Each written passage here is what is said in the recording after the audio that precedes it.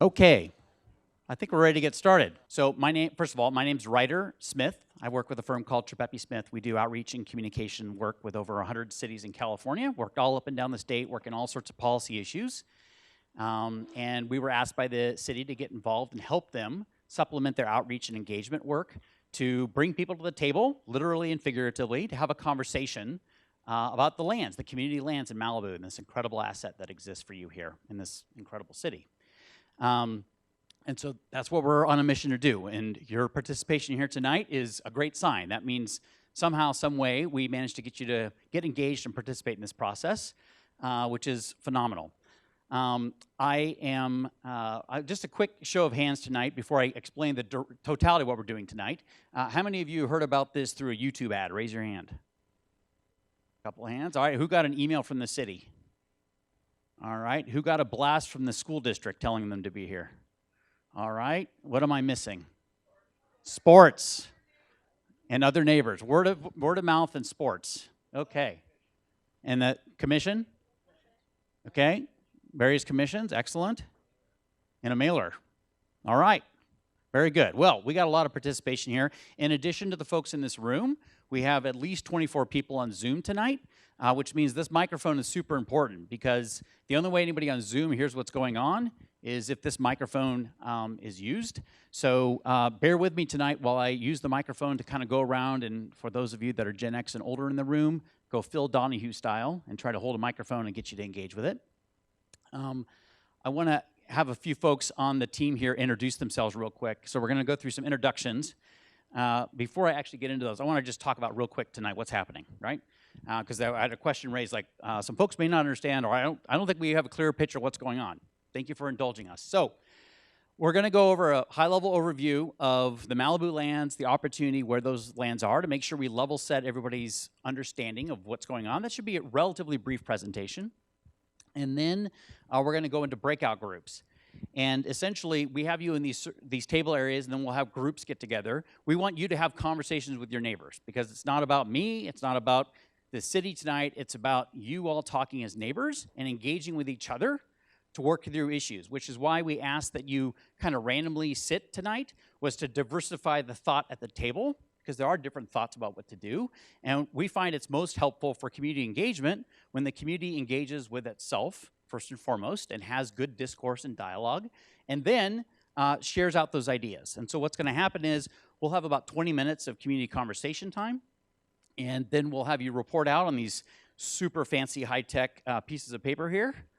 And you're going to be you'll nominate a table reporter from your table to report out those items, and then we're going to go table by table by table to give you a chance to report out. For those that want to participate but don't fit around table, you can either cozy up with the table and stand around, or we'll bring a sheet of paper back to you and we can have you participate. So we'll cover these wings of the room, and we'll gather that feedback and report back.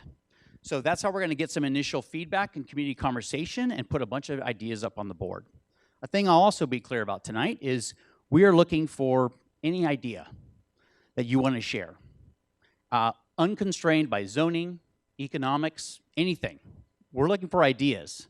And as you'll see, we're early in the phase on this process, so we have a lot of work to get through on that. And I'll explain that in more context as we get closer to actually having the conversation specific to the reporting out. Finally, once we've done that report out, we'll do questions and answers to give you all a chance to ask questions, right? And to be clear, we're looking for questions you have that we can further inform or understand maybe where there's misunderstanding, or how we can get more information out or address your specific concern to the best of our ability.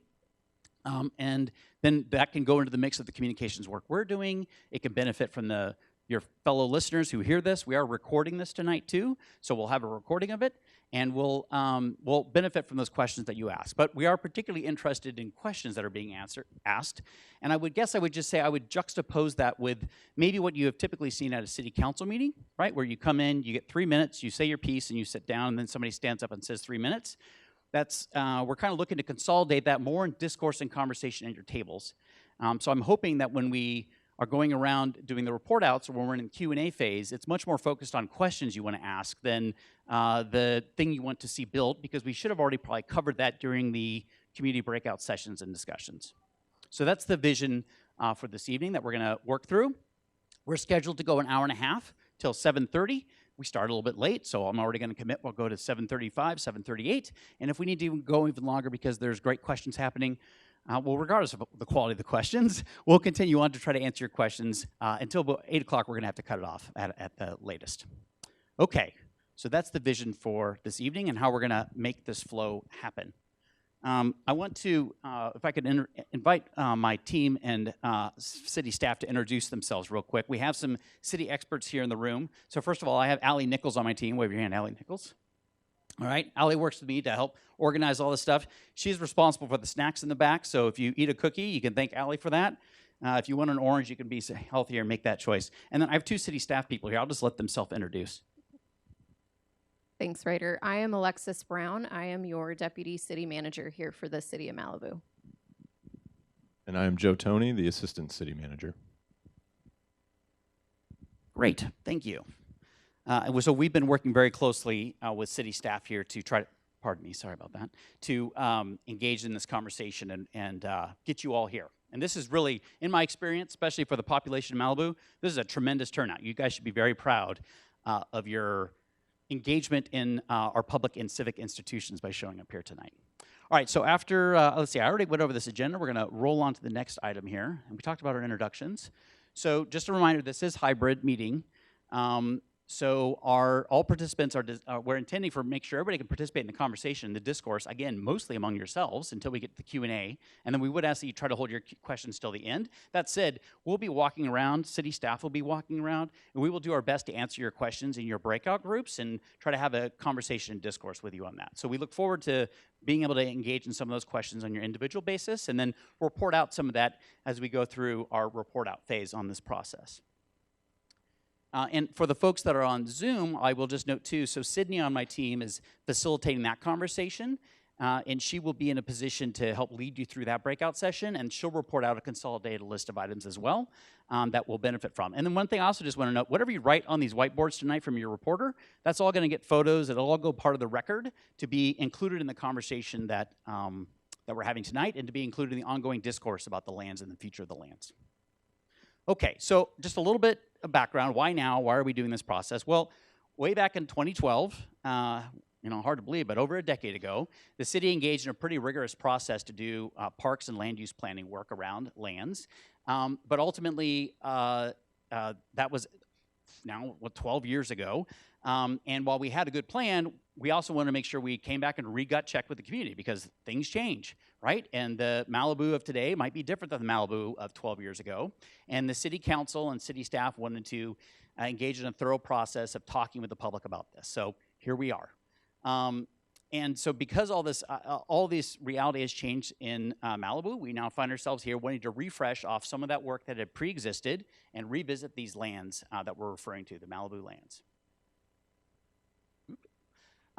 So we have this active outreach process. As you heard, we have a YouTube ad running. We've done mailers. We have content on the city website. We've generally tried to kind of blanket Malibu with information to try to make sure you all know about what's going on. I'm feeling pretty good about that process given the turnout we were able to achieve tonight. So it's an important part of the process. We're on a timeline. And so right now, I just want to note we are, and I should, if you're looking, by the way, if you're interested in the slides that we have, we'll post these all on the website as well. So we'll make this deck available to spare you having to snap photos of the slides. But I will just emphasize, we're kind of in phase one right now. This is early visioning phase work that's going on. And then eventually, we're going to get into some more detailed work as we go through this process. So, and that'll, so we kind of have a three-phase. The phase we're in now, we're going to go through some work in the summer, and then we're going to come out the back end with the phase two. That's really going to narrow down the focus and look at specific ideas and where those concepts might be and which specific pieces of land. So that phase two is going to get much more specific in nature. Right now, we're focused on big ideas, big visions, big hopes, and big priorities that you may have. Again, regardless of size, budget, legal restrictions, zoning, things like that. So ultimately, we're looking for general feedback tonight from you all about what it is you want to talk about. So, and I will just, for example, we've heard some people express in some of the emails I've seen, we've had well over, I think almost 30 emails plus be submitted through our website on this. We've seen a lot of communications, we've seen some communication about open land and preserving open land space. We've also seen a lot of communications about soccer fields, and we've seen communications about baseball fields. And we've seen others that are more interested in buildings and like assets for the community that would be infrastructure that go vertical. That's not my opinion. My opinion doesn't matter. Your opinion matters. So it's important for you to get a chance to express that tonight, but it just demonstrates the range of ideas that are being expressed right now in this process and what we're hoping you will get a chance to discuss today with your fellow neighbors and friends. And then, as I mentioned, phase 2 is going to build on phase 1 and all the feedback we get through this phase 1 process, and then turn that feedback into more specific identification of where these sites might be and the kind of work that we're going to get done. And also, it's going to require more consideration of other factors around what it takes to construct, build, enable the ideas that are being envisioned. So at the end of tonight, we hope we answer questions for you, and we hope that you get a chance to meet some new neighbors, integrate in the community, hear some different ideas about things, understand some trade-offs, and get a chance to really solve this problem as a community together, and then share those ideas back with us at the city.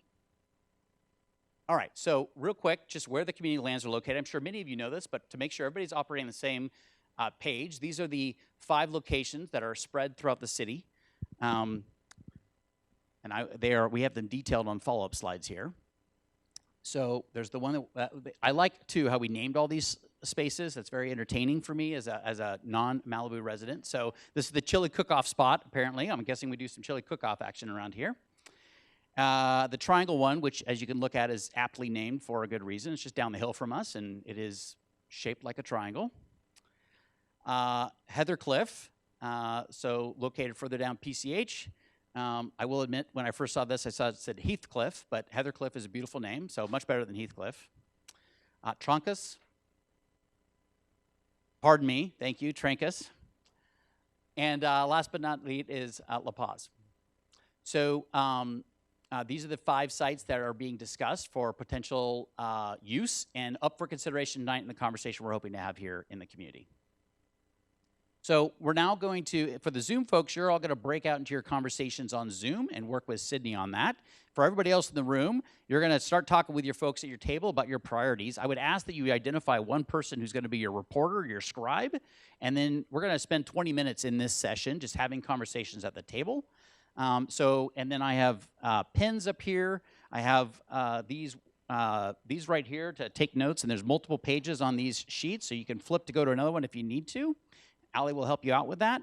And then for groups back here and here, if you want to form up a group or two, I have extra sheets, and I invite you to participate. Just I'll stand back there, and I'll send Allie back there, and we'll get you armed and ready to have a conversation.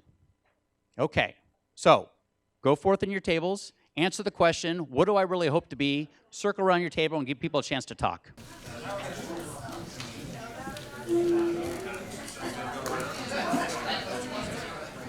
First of all, thank you for having discourse with total strangers for some of you, right? Sitting across the table from people you haven't had the pleasure of meeting before.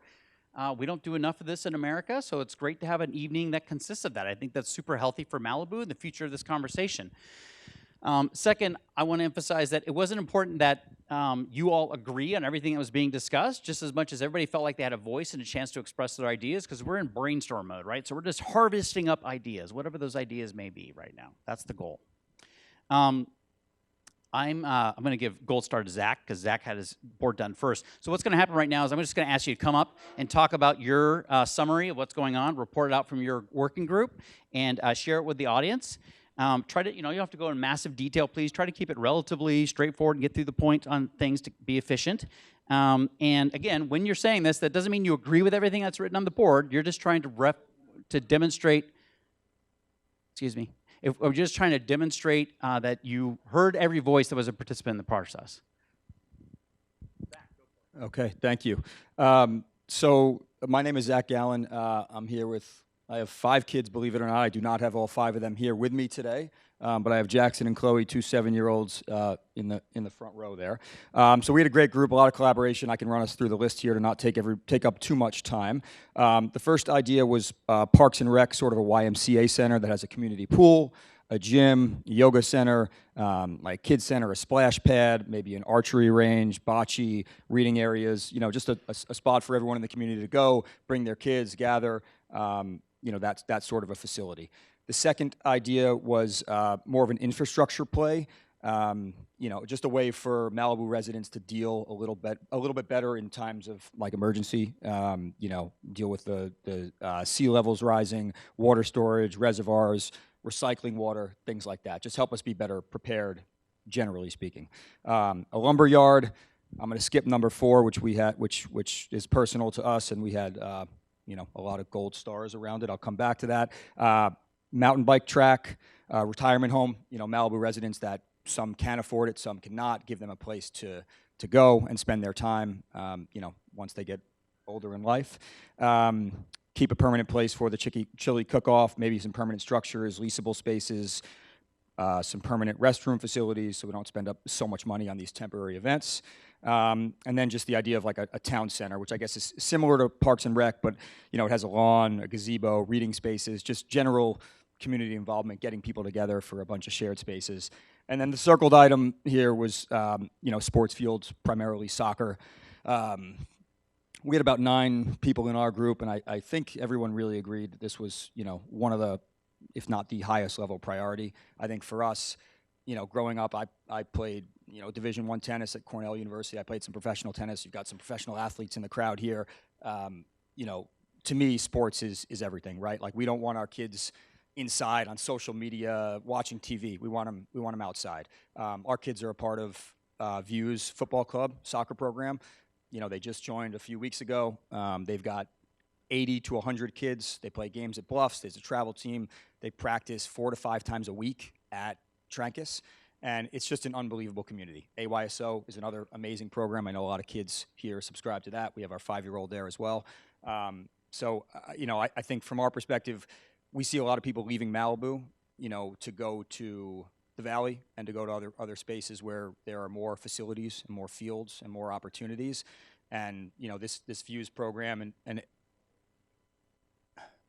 the Views program and AYSO and these soccer programs are really important to the community. And so, that's why we're here tonight. And that's, hopefully we can make some decisions to help the kids and help the community. Thanks. Nice job, Zach. Well demonstrated. All right. Okay, everybody be like Zach in that presentation. Thank you for everybody for giving your attention to Zach. Mark, where's Mark? Make it happen, Mark. That's tough, Zach. That's a tough one to follow. I played Division I tennis too, Zach, by the way, at Richmond. Done, absolutely. But you know what? We need tennis courts. So thank you. So we had a great group over here.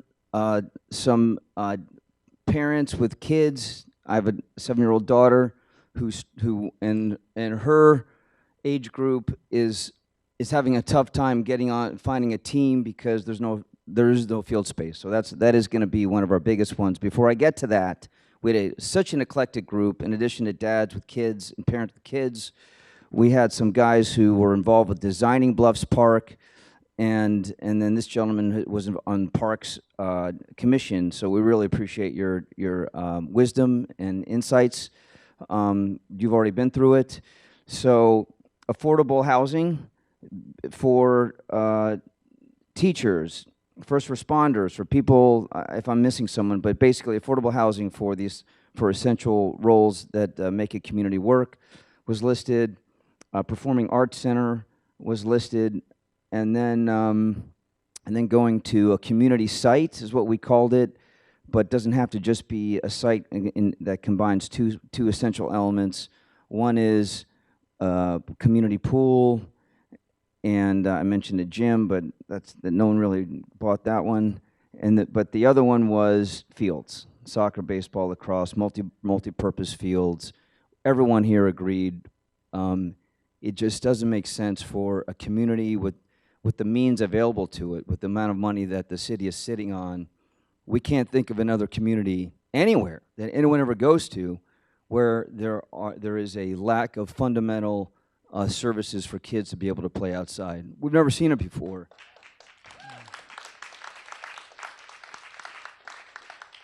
So that got the star for us. Nice job, Mark. Well done. Way to represent. Okay, Mark, Zach, let's go to Howard. Hi, everybody. Well, it's really nice to see that we're all different. We're at different places. And our table as well. We seem to agree on a lot. And I think the main thing at our table is everything that we're going to talk about, we want it the way it should be in Malibu, not the way it should be anywhere else. We want open space. We want it natural. We want it for the community. We want it in a way when it's built, if it gets built quickly, that it's built thoughtfully so it fits in with the neighborhood. So we're very similar to a lot of these people. An art center, a cultural arts center, an amphitheater, sports center, a pool, fields. I think we all agree that, an amphitheater, somewhere it seems that the center and the sports go together because this is a great place. And when we say a center or our table or me, it's somewhere where it's an open amphitheater, it's an enclosed amphitheater. We can have movies, we can have plays, we can have music. It can be a grassy area. It can be a combination of the Hollywood Bowl and the Met. It can be some small cafe there where people could get a coffee and just hang out and bring our town together.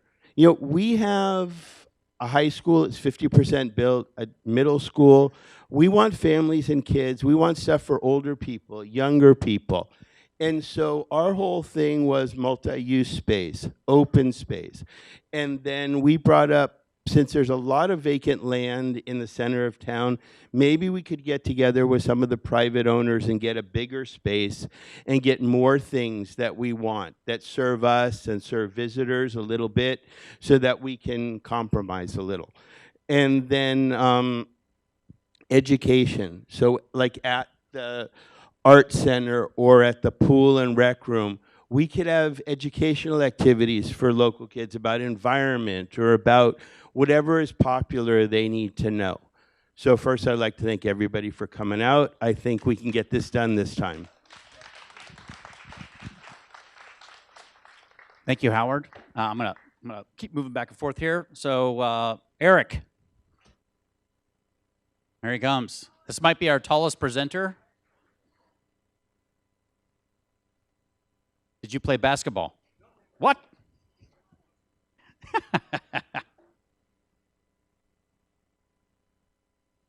Okay, thank you, everyone. We had also a very, I'll sit down. A little bit more relaxed. We had a very cool group. First thing we did, we gave ourselves a name. So we're Team Sweet over there in the corner. Thank you. And the sweetest one, let's go straight to Atticus. He said that we need a go-kart on Heathercliff. Many years ago, there was a go-kart track, I guess, and he really wants a go-kart, right? I told him that PCH was already kind of a go-kart track. Secondly, an art center with the rest open space, possibly La Paz and the Chili Cook-Off. Also a pool that I'm particularly fond of, a 50-meter pool, which means it's a long course pool, an Olympic-sized pool. And then a separate soccer field. A YMCA-like pool was suggested, like the one in Westlake. I'm not sure if you guys are familiar with that one. And then finally, a library extension with some meeting rooms, screenings where people can get together and do their thing.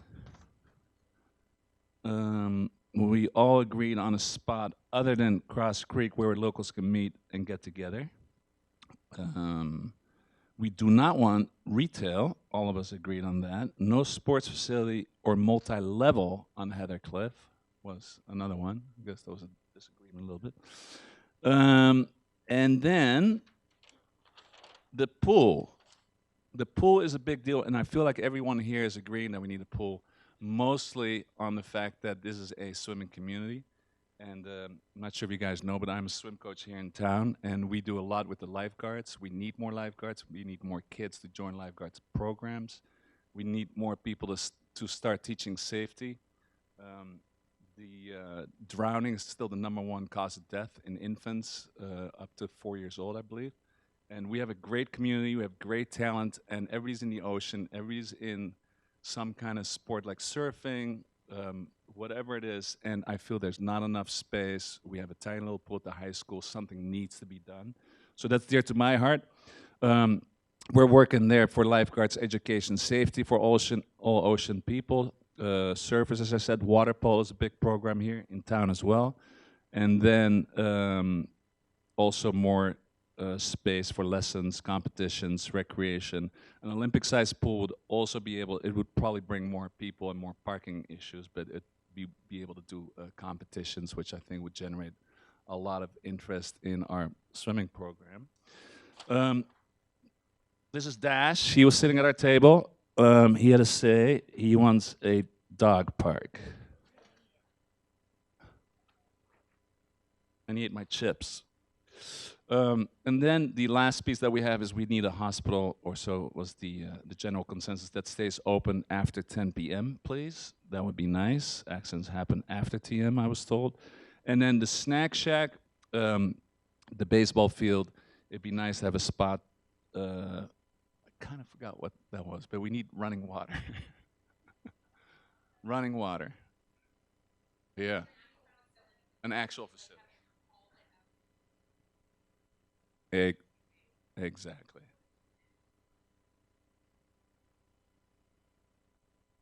Right.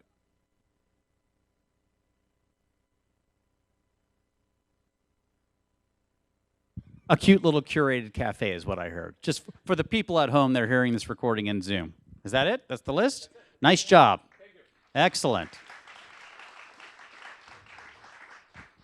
All right, Heather.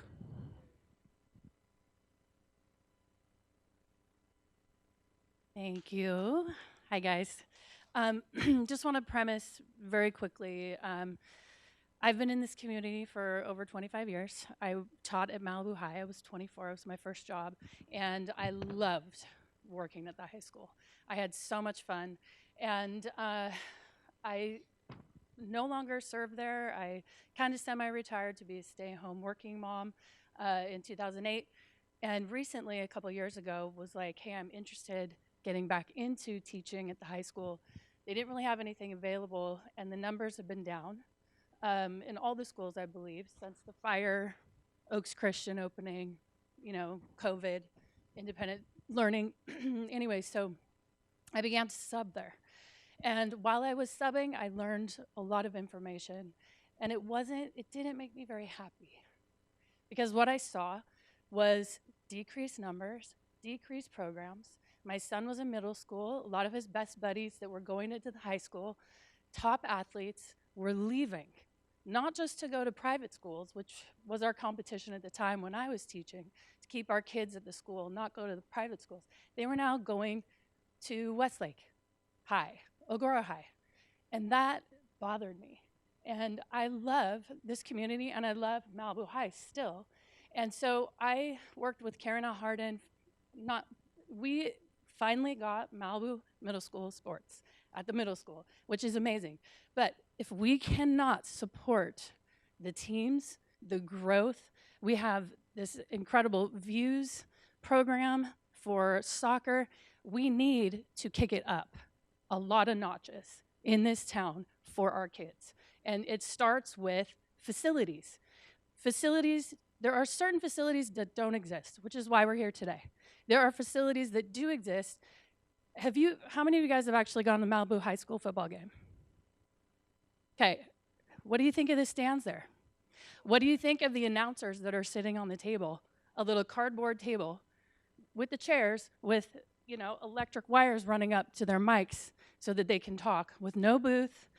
The other, I'm not gonna get into it too much, but we need to upgrade, okay? Yes, well, this is for all of this. So anyway, the youth, it's huge for our youth, and I'm sorry for taking that side note, but I think you understand the heart of and the importance of this, that we all work together.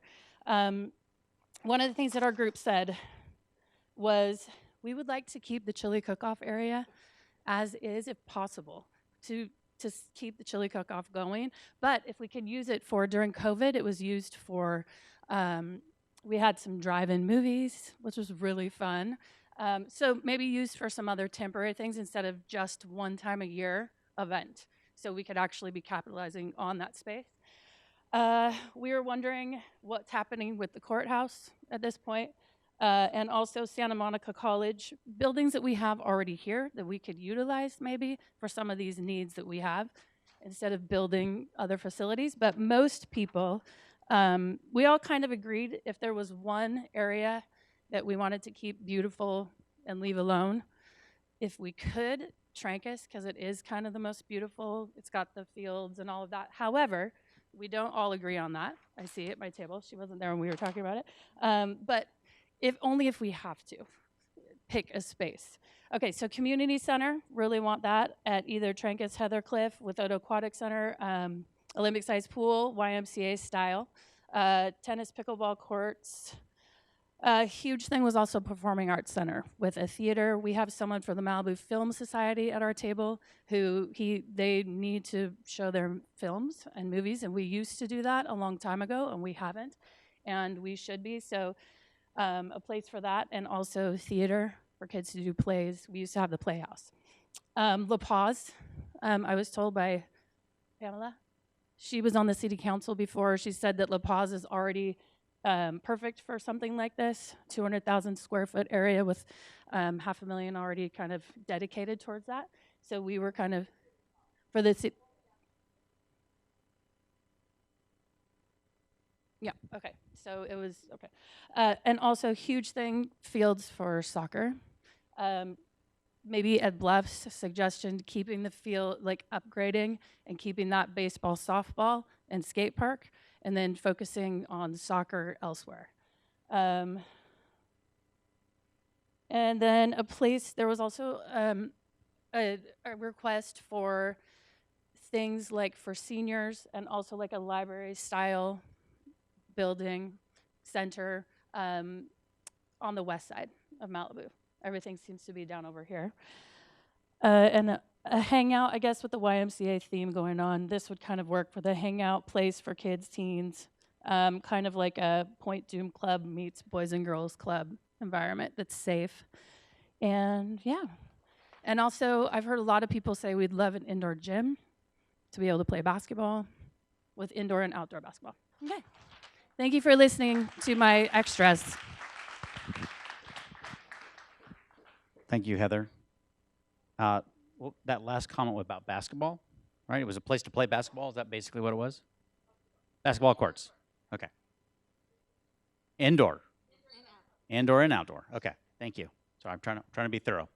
Sometimes Allie's, you guys talk fast, and Allie's fingers of fury are there trying to keep up. Rob. Where's Rob?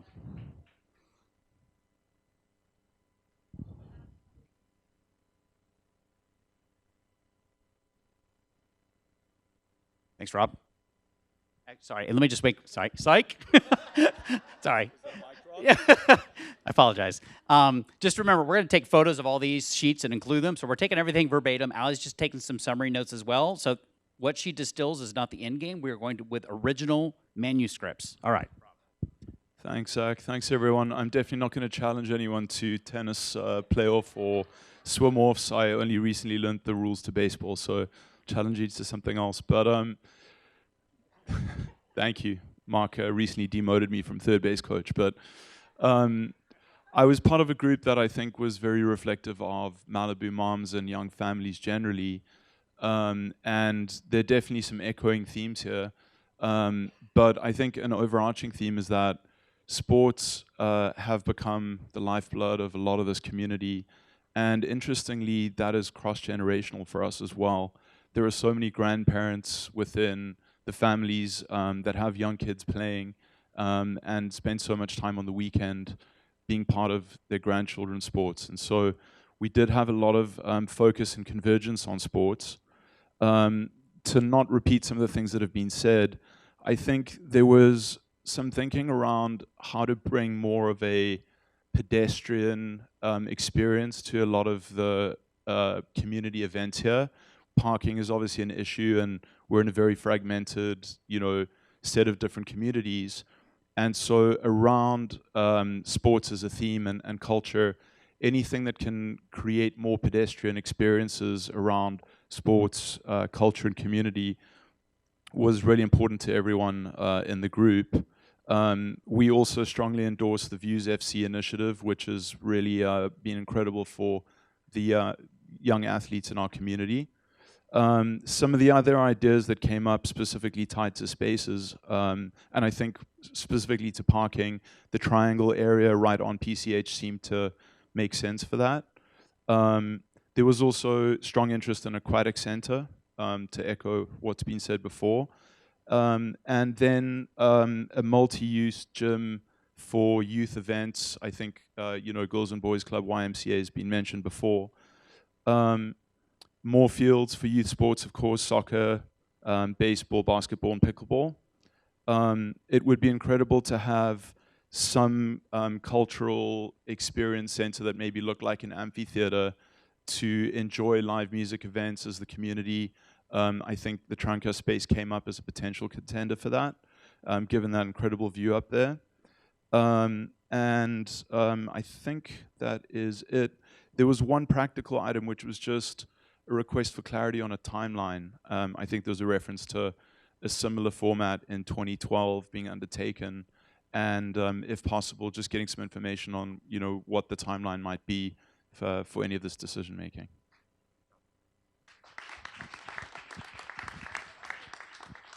And Rob, thanks for surfacing that question too about a timeline. And when we get to the Q&A section here shortly, we'll try to answer some of those questions. So I appreciate that. Okay, next one up. And I promised to our Zoom folks we're going to come to you last, but not the least, just the last. And I think Sydney's going to provide a summary. Is Aaron, right?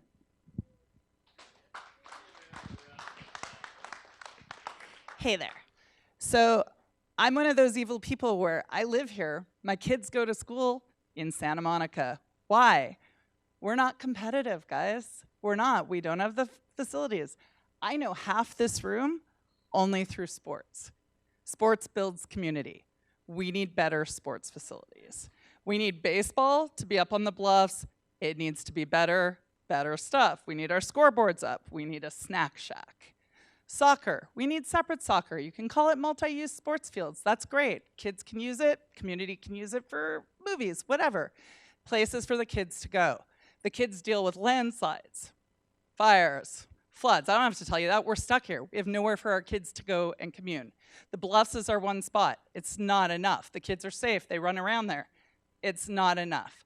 We're all fighting for space. We're fighting for soccer. We're fighting for baseball. We're fighting for pool time.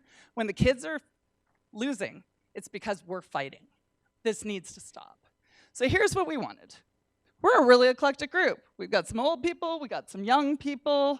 Most of us are from Malibu. My husband lived in Malibu. My husband went to Webster. You know what? My husband didn't go to Webster High because it didn't exist. So things have gotten better. We can get better. This is what we want. We're mostly focused on Chili Cook-Off in La Paz. We would like to see La Paz connected to the Chili Cook-Off by fields or something pedestrian-friendly. Guess what? Number one, sports fields. Why? It builds community. That's how we all know each other. My kids, never been to school here. Know people at every table. Gathering spaces for the young, for the old, for the in-between. We'd like to incorporate the library, make that a much more useful space. If we have this great library, right now it's homeless parking. Let's fix that. Let's make it green. We want parking, but parking could look like Legacy Park. A lot of people don't know that there's water there and ducks there because it's planted and multi-level. We want it to be green, sir. We don't want it to be just another box with a $500 shirt in it. That's not what we're looking for.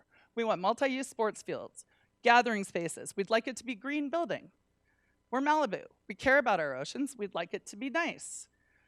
We'd like to plan out the parking. We would also like an amphitheater. We just want it to be inclusive of all, mostly soccer, tennis, basketball, but also amphitheater, arts, community rooms, places where parents can go with their kids. The library has that one little room. We'd like more community rooms. We really just want it to be a home base for the whole community. We were thinking that maybe there could be an anchor on that little triangle space, more of a community center for the tourists and everything else. I mean, we're a world-class city. with really crappy facilities. That needs to be fixed. Thanks.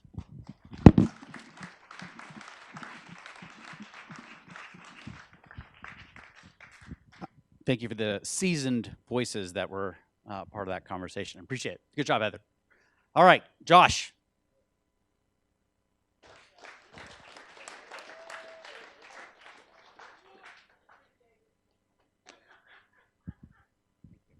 Hi, everyone.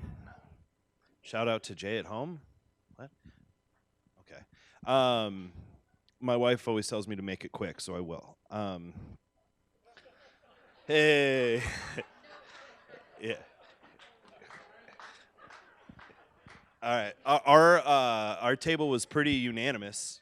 We all kind of want to see the same things. I'm not going to go crazy here. Pool, right? Big pool, Olympic-sized pool, right? Everybody's nodding, yay, clap, the whole thing. We need multi-purpose fields. You know, soccer, everything that we might want to do. If there's a new sport that comes out in 20 years, we want to be able to play it there. I didn't make it. I will put it on the list. Baseball and softball fields. Additional ones, just so we have the space. I put impermeable surfaces here, so that could cover basketball, pickleball, tennis. You know, if people want to play roller hockey, whatever. Again, you know, just adds flexibility. Cultural arts center, and that could have an amphitheater. We could show movies, plays, performances. Could also house a museum that could show off Malibu's history, culture. We could have a gallery area, so we don't have to have it in the hallway over here. I think that would be cool. Meeting rooms, you know, piano lessons, bingo, whatever we're into. I don't know. And then a rec center. This could be, you know, something that kept coming up over here was the YMCA in Westlake. I think we can do better. But, you know, gym, all the stuff that rec center, I've never been to a rec center, so I don't know what the hell it is. But, yeah, a great rec center in Malibu could have any number of facilities in it. What am I forgetting, y'all? Oh, this came up once, and this is going to probably piss some people off, but lighted fields so we can play in the evening. I don't know what the likelihood of that is, but we'll see what happens. What else? Okie dokie.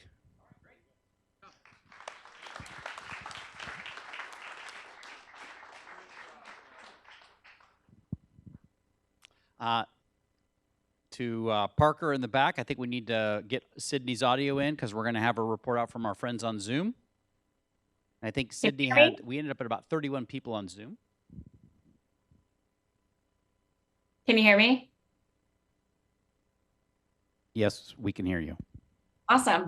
Well, a lot of great discussion on Zoom. So thank you to all the Zoom participants tonight. A lot of what people were talking about was centered around integrating community spaces in ways that protect nature and the city's natural beauty. And then I'm going to rattle off a few major themes that came up. So Allie, apologies if I speak too fast. But first is parks with mixed uses for kids to enjoy and play. Sports courts, which include soccer, baseball, tennis, softball. Affordable housing. Big discussion around maintaining open space. Also, an option to implement a vertiport. Walking and biking trails that are dog friendly. Dog parks. Parking for overflow for the outdoor facilities. Cultural arts center, a space for seniors to meet, and spaces for teens to hang out. And overall, the group was all in agreement that they wanted to create activities and spaces for all ages and have a place where the entire family can go and enjoy. Okay. Thank you, Sydney. Appreciate that summary. And then since I have the mic now, if we're going into Q&A, I did have one question that came up that I do want to, I guess, kick us off with. As Sydney just said, we're entering Q&A phase. So Q&A, we have sheets that were outside, and some of you may have brought them into the tables for a chance to write down questions that you want to submit. Questions are, and Alexis back here has more of those sheets if you have some questions you want to submit. It's great for us to have them in writing so we can prep some thoughts and try to be responsive. It's also great so we can have further document. We'll have the recording tonight, but many of the questions you may ask tonight will become a frequently asked question that we can post on the Malibu Lands website that we've launched. So it's just great to have documentation of those questions. So if you just have a question, go ahead and raise your hand. Actually, Allie, can you grab those from Alexis and run around and you can deliver those things, because I think we're done with documenting. And then we'll go from there. And so while that's happening, I'm going to start with Sydney's question. I just need to make sure I have Alexis at my hip, because should I need a city staff person to answer that, I want her to be able to help me out. So Sydney, from the heavens, please ask your question.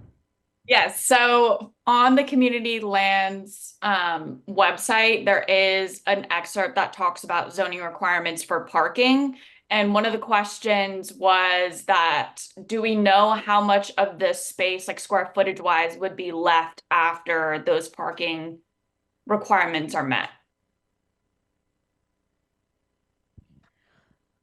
So just to provide some clarity, if you've looked at 3 out of the 5 lots were purchased using Metro money, so Measure M.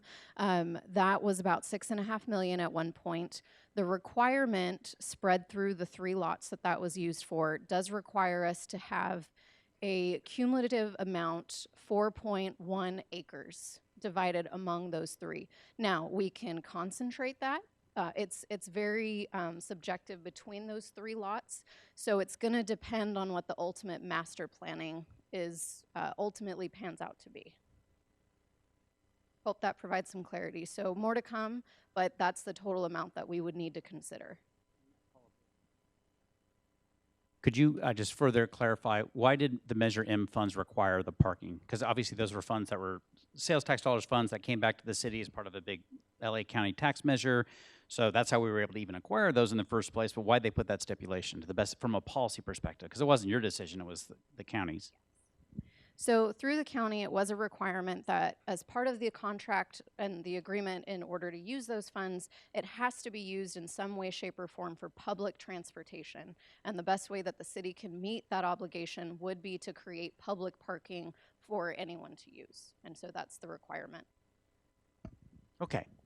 I saw more hands go up. And do we have any questions that have been written down or submitted yet? Great. All right, let me see that. What's your question? Okay.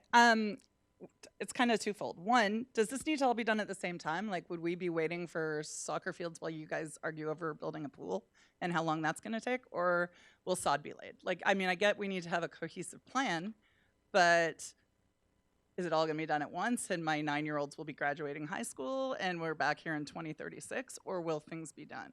Okay, so the question is like just general timeline, right? Which is, I think, I'll come back. Is there a time limit for when you guys figure this out? Like, is there a time limit? Is there a time limit for the planning to be done and this money allotted, or do we sit? All right, thanks for the question. So I think you're not a Parks and Rec director, right? So, so I'll give you a chance to try to answer that within the limits of where we're at, because we didn't come with a bunch of preconceived notions right now, so. No, but I will answer all questions as best I can. Obviously, where we're at in this stage of the process, and I just want to express appreciation to each of you for coming out tonight to do this, because I recognize, and understandably so, there's kind of some frustrations, and we want to move things along expeditiously. Our council feels the same. That is why we are trying to move this timeline for the outreach as much as we can.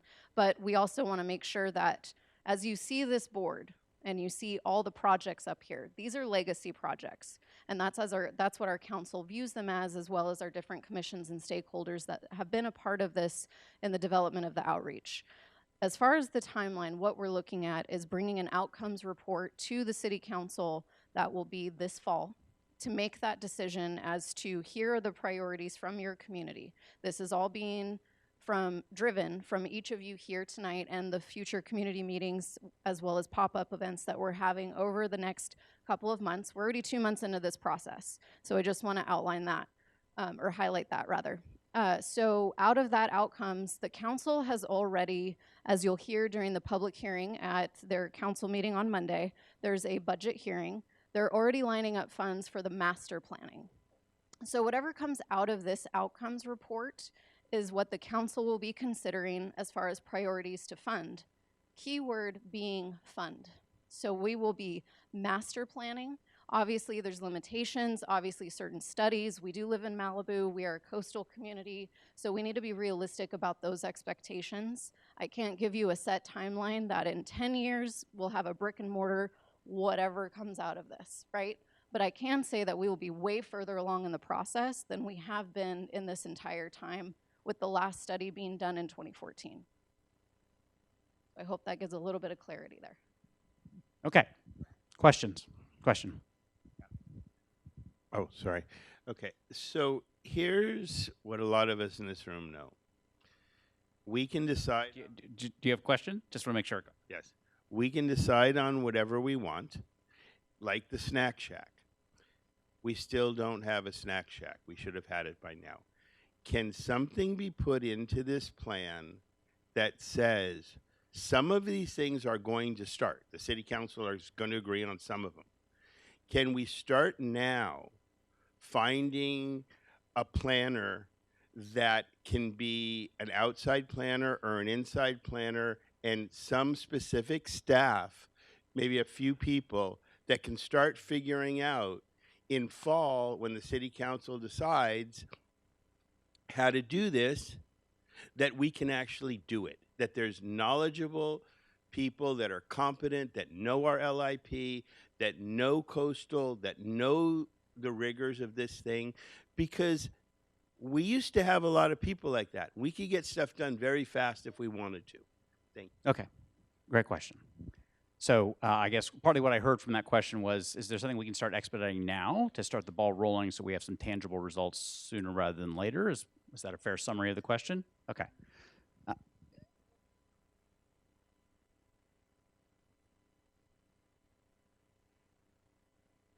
Yeah, so, and just for the audience at home, the follow-on comment was mention of somebody who's dedicated and accountable to getting this done, like a project manager or something of that ilk, I guess would be a description. Okay, so great questions. Alexis, you got some thoughts on that? I will again do my best. Yes. So in terms of what we can do to expedite the process, as I just mentioned, the city council will be considering putting that line item. I say considering because it is a council meeting, it's a public meeting, and it's a public hearing. So contingent on what the decision of the budget for the next fiscal year looks like, the intention is to have a consultant, and that's subject to the public bid process that we have. Our procurement process does require an RFP, but also what's a request for proposal. That would be for the master planning, the design and engineering of this final list of what is ultimately decided here and prioritized by the council. So that's something where the solicitation for those proposals can be underway, so that way we're ready to go once that decision is made. Obviously, there's some variables there, but that's the ideal situation, and tonight is the night where we're talking about ideals. So that's the process. Sorry. No, that's okay. I'm more than happy to give you the mic, Ryder.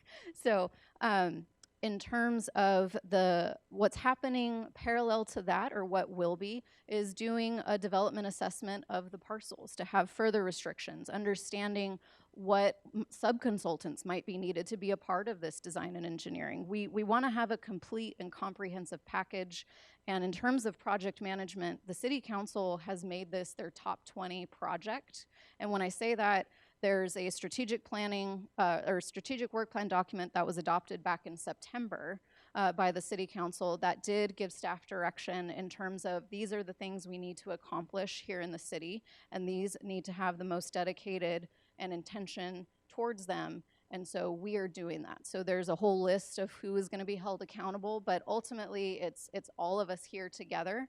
We look at the community to hold us accountable, just as you hold the city council, and we want to continue to see this progress. Great. Zoom people, I see some hands raised in the chat. Make sure you put your question in the Q&A feature so that we can read them out, because we can't hear you. Thank you. Thank you, Ali. Thank you, Ali, for noting that. So I just want to. Okay. Well, I saw. Well, I'm interested in questions tonight. That's what I'm interested in. I'm happy to have a conversation afterwards too. You have a question? I do, and it's putting a point on something that two other people have said, and this gentleman right here just shared the interesting information that we are still waiting on the RFP from 2012.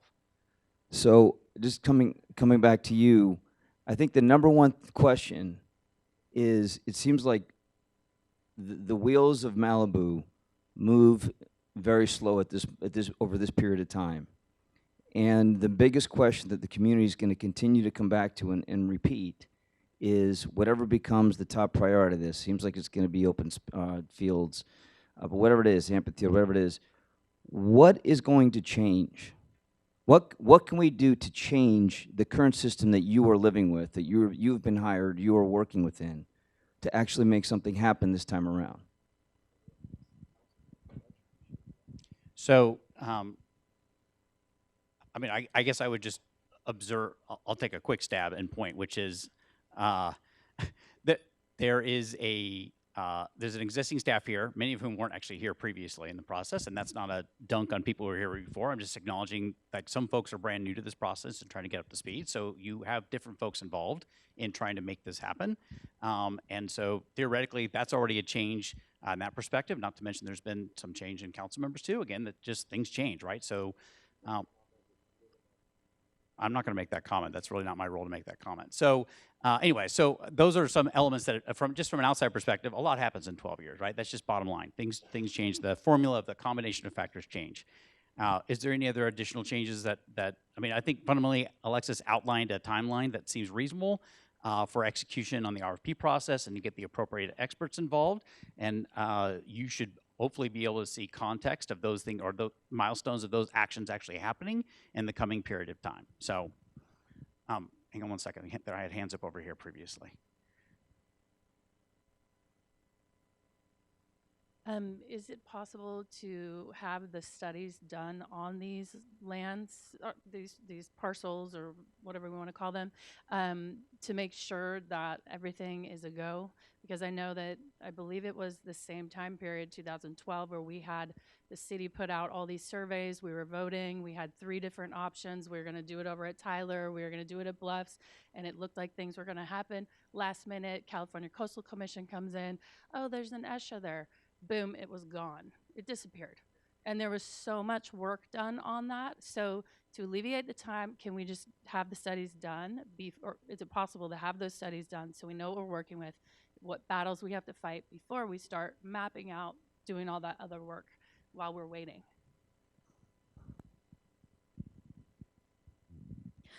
So the short answer is yes, the studies will be done, because they're obviously one of, if not the most important critical component to this entire thing, because we want to be able to have realistic conversations with the community. We're not going to make unrealistic promises of saying, we understand you want X, Y, and Z, go ahead and vote on those things if they're not even a realistic opportunity. We want to be very candid and transparent with the community, and I guess that also gets to the question that you asked as far as maybe what's different, and I can't really speak to as far as what was done previously, but I can say in terms of this process and what we're doing moving forward is we want to have that expectation of transparency, as well as the public to hold all of us accountable and participate, because this is just step 1.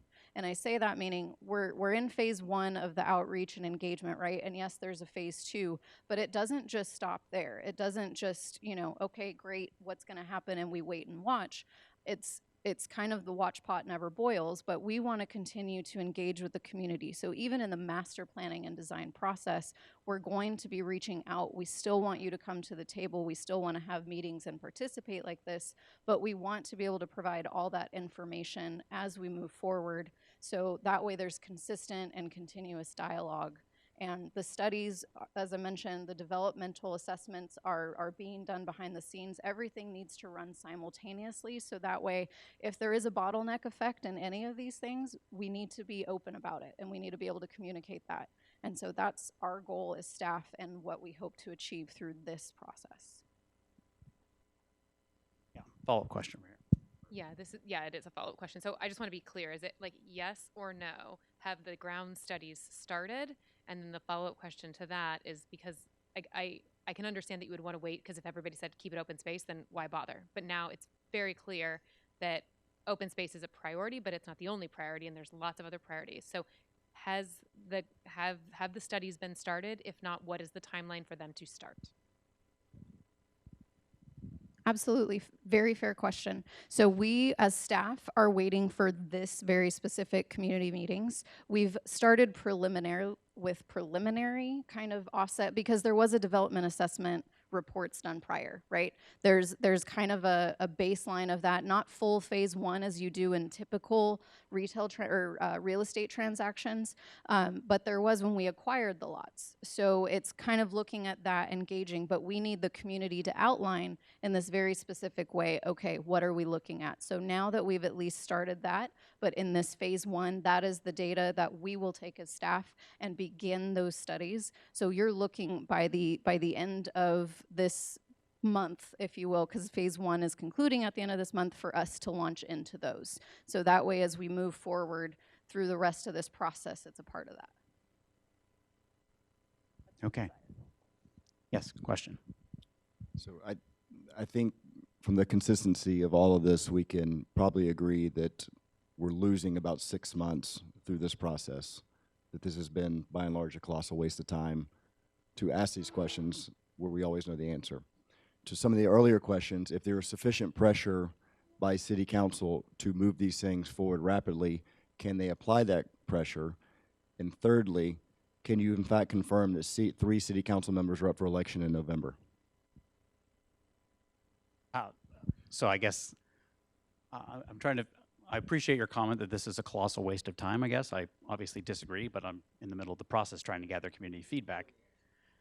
So this process is a kickoff to invite a bunch of people to have a conversation. We had about 100 people participating tonight, which is a small subset of the entire Malibu population, and we want to make sure we reach all population centers that are participating in this process. So one meeting of...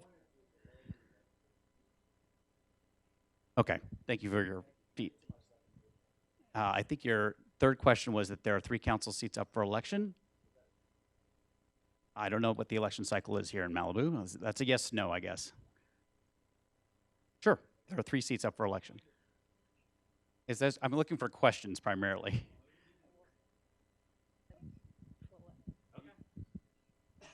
There has been spent nearly $5 million by the Bay Company on all 5 sites. The geotechnical, everything you can think of has already been analyzed and can be set upon. So there is no reason to wait. I would suggest that you really get into that. If you don't understand it, you better ask around because people here have all worked on it for years. Thank you. I see a hand in the back.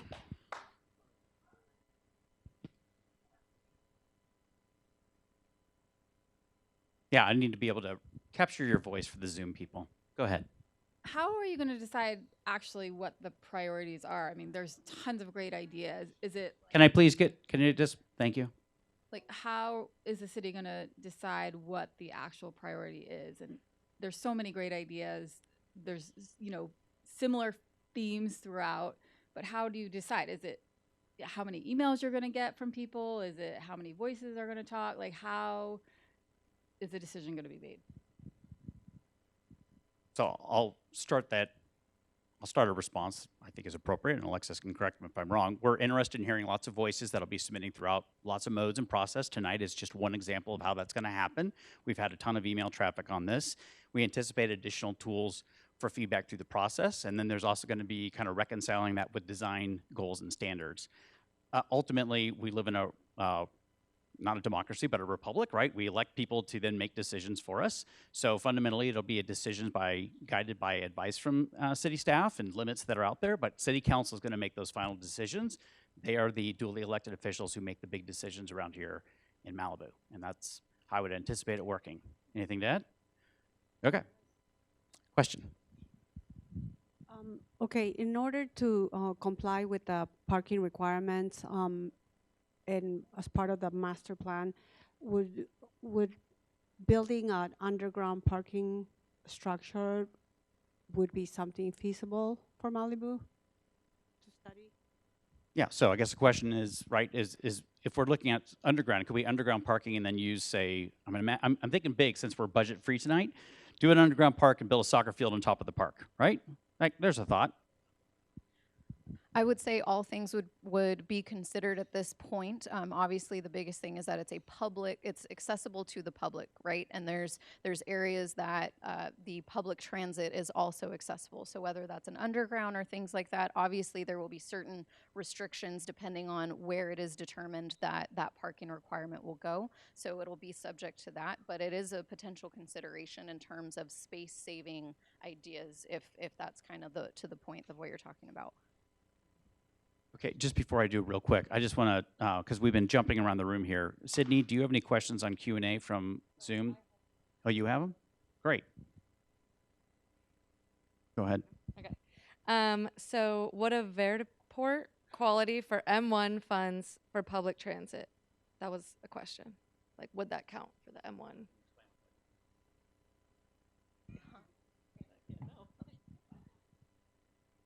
Is anyone, and I apologize, but at least this is my understanding, is anyone familiar with, say, Carvana, where you have the vertical parking, if you will? Okay, so that's what we're talking about here. So, right, okay. But it would be public and where it actually takes in the vehicle and it, so anyway, with certain restrictions that are within the city in terms of height requirements, all sort of things, I don't want to say absolutely not, but that would be very difficult and challenging to consider that as a solution to the parking requirement, but very creative, and I appreciate people sharing creative and innovative ideas. So correct me if I'm wrong, but I understand the city is being fined every month that we don't make a plan for these places. Is this accurate, and how much are we paying in fines? I'm not sure where the source of that information is, but I can say no, that is not an accurate understanding. We're not in any pressure to develop or identify exactly what we're doing with these lands. If that's I can say, I don't want to speculate, but if it's specific to a context in which that's, as far as a designated use, maybe I can speak more to that, but no, that is not the case here. That's why we are able to do our due diligence at this point to make sure we develop according to what the community wants. Can the gentleman clarify if he actually said we don't live in a democracy, we live in a republic, and where that has been distinguished from Malibu? I guess I would just say we live in a representative democracy, so maybe that's a more appropriate term. Pardon thank you, Zoom, for the fact check. We do live in a representative democracy. We elect our leaders, but our leaders are elected to make decisions. So, all right, we're going to go over here real quick. Thank you very much. As you can probably see, we have a lot of parents here, and we have kids here. It's very difficult for most of us to be here. You've said that you want to engage in a robust outreach program. Are you willing to go find people in the community where hundreds gather every day, Saturdays, Sundays, to seek their input so that these items on the board can then carry weight rather than having a bunch of, us in the room? Because frankly, I'm not going to be able to be here, and most parents won't be able to be here. Most kids won't be able to be here every outreach meeting. So will you commit to engage? When's closing days? June 8th. See you June 8th? Will you be at the Bluffs June 8th? 9 a.m. sharp. Will you work at the Snack Shack? So, will they work the Snack Shack? I appreciate it. Not if there's not running water. So, So real quick, I mean, we have a schedule of additional pop-up events we're doing. We're at the farmers market. We're at another community event that will be present and gathering feedback and encouraging people to submit feedback. We're doing another one of these meetings at Duke's Restaurant, and then we have another one at a to be determined location that we're trying to work on the west side. So we're trying to get geographically spread across the city in our work and go where folks are. And yes, we're going to some of those community events you referenced. I guess I'm not going to be at the Snack Shack, to be fair. What's that? I'll put it on the list and talk with Allie about that. So, all right.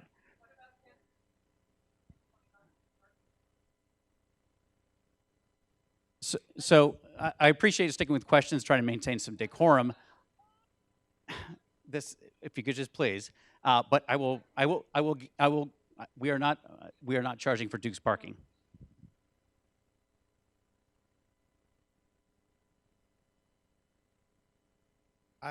I would like to see if everyone here could sign up for like a group chat, not on your cell phones, but it's something the city can do. So everybody here can be in communication together as a community so that we can hold the power that we have right now. Okay. So I'll talk with city staff about some sort of tool like that. Right now, I would just note that we asked for signups out front to put you on mailing lists. We have an email campaign, which is kind of like the early version of group chat, but it's at least a version of delivering some content and context for people to communicate about this stuff. And then we obviously have some, like there's just some forum tools out there when we talk about these things, like a Facebook and whatnot, where people can gather up and communicate as well. And I suspect if Malibu's like almost every other community I work in, there's probably some Facebook groups out there that are hyperactive on these issues and have a robust conversation and discussion going on as well. I want to do one more question here. Hi, thank you. I think everybody can kind of feel the frustration in the room, and it seems to really concentrate around the delays that have occurred. A lot of the people in the room, most of the people in the room have young children, and I think there's a concern that their children won't get to enjoy these facilities that we're talking about. I'm wondering, as part of this strategic development planning initiative that you're going through, has there been any reflection on what the delays have been and how this council can move forward in avoiding whatever has happened in the past that has caused such a long delay and resulted in this frustration, so that these things, we can avoid those unnecessary delays? Okay, thank you for that question. So I do want to say in respect, and obviously we've referenced, for example, the Parks Master Plan and also the Bluffs Plan tonight, 2012-2014. But what we haven't really talked about is when the city actually acquired these lots and what that timeline is. And the city didn't acquire these lots. Obviously there's negotiation, right, that happened prior, but when the actual sale and acquisition of these properties took place, it was 6 months before the Woolsey fire. And well, I will say there is one lot there, but so I do want to say that, well, in terms of from city staff perspective as to why it was shifting gears and the priority did come from the number one priority is getting people back in their homes, and that's as I understand it. And right now, I understand that this is a point of contention, and I am not trying to dismiss or trying to justify anything. But what I am looking at is timeline, and I'm trying to offer an explanation to your question. And in that time frame of which there was the fire, we also had a pandemic. And we just, in terms of making priority of what our top projects are, that took place this past September, and I would like to say that we've dedicated some serious momentum in terms of trying to move this very specific community lands project forward. So I recognize that there's people that feel differently about maybe specific timelines, and if I have misspoke or I have misinformation, I completely own that. So. But that is my understanding as to why some of the delays have taken place as to what staff is able to do and what the priority in accordance with the state of California and with our planning department and elected officials has been. Okay, so we'll go over here for a question.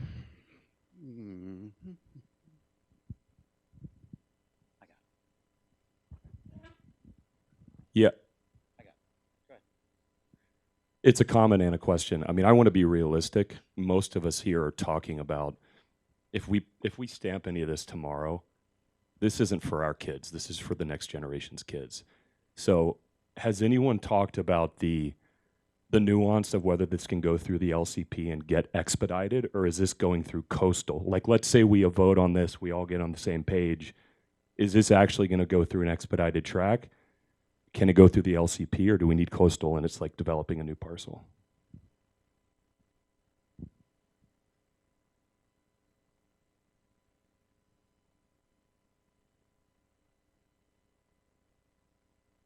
Yeah, the answer, and I appreciate that question, because that is where we want to be realistic about the expectations, is that we and especially depending on what we're developing, but we are looking at coastal. We are looking at having to go through the full process.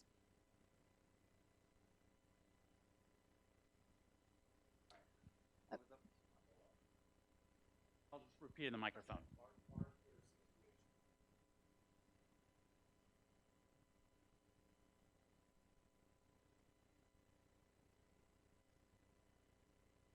So the question is, can the city bypass or expedite the process by saying we're fundamentally in alignment with the existing LCP to move this along quickly? Is that a fair summary?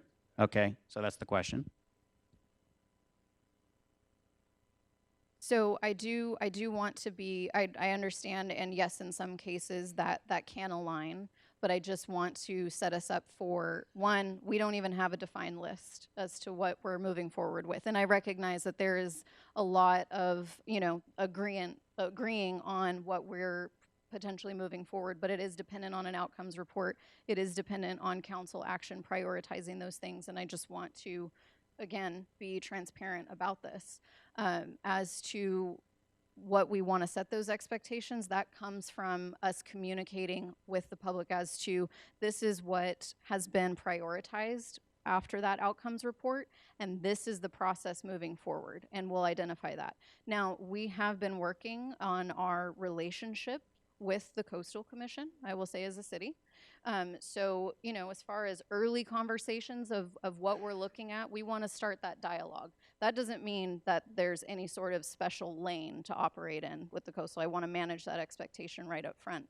But it does mean that we want to just work together to make sure that we're able to address any challenges we see early on that's coming forward. But the reality is we're needing to go through the full process. Okay, I'm going to take two more questions, and then we're going to be at 8 o'clock, and we're going to bring it to an end. So, yeah, one quick comment first on the issue of coastal. If you don't go through coastal, somebody can always appeal it to coastal and create a problem. So you have to go through coastal somehow. My question is, if you, in dealing with coastal, is it easier to have a complete project list and then to say, could we pass the entire list and all of the parcels at once? Or is it easier to say, we can't figure out where we're going to put this, that, and the other thing, but we all agree on ball fields, let's expedite ball fields? What is the more sensible and expeditious way to move through coastal? Great question. And I appreciate the question. I will be honest, that's out of my field of expertise. So I don't have an answer to that, but I can get you an answer to that, because I understand that obviously, depending on what the priorities are and how swiftly things move through the process, it may be easier to expedite certain components of this. So I want to have an answer for you, and I'll get that to you. I'll get that to the community. Yeah, and there's excellent and very pointed questions tonight. We appreciate that, and a lot of those are going to end up as frequently asked questions that we will include on the website to have answers for the public in general. So I appreciate that. We're going to go back here for our final question, and then we're going to wrap it up for the night.